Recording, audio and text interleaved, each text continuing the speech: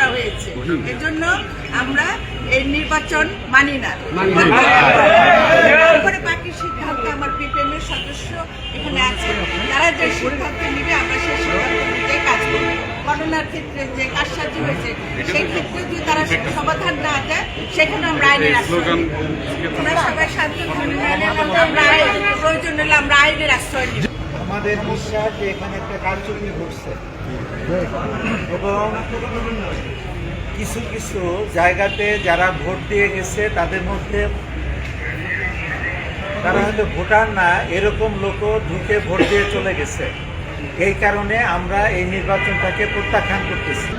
ওনাদের কাছ থেকে জানছি যে আপা মাত্র 3টা ভোটে 4টা ভোটের ব্যবধানে উনি হারছেন, বাট 7 থেকে 8টার উপরে ভোট ওনার ক্যান্সেল করা হচ্ছে।